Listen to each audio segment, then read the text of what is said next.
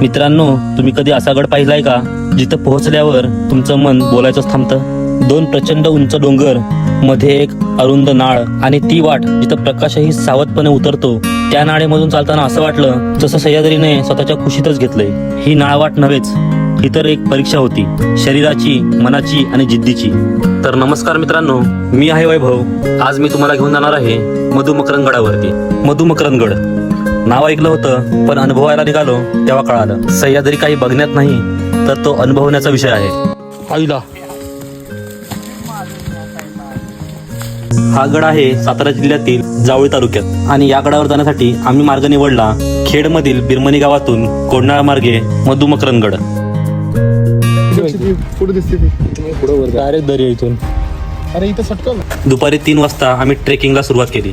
Landslide झाल्यामुळं सर्व रस्ता खचला होता. आधीच आम्हाला उशीर झाल्यामुळे आम्हाला कमी वेळात रस्ता कापायचा होता. रानटी प्राणी.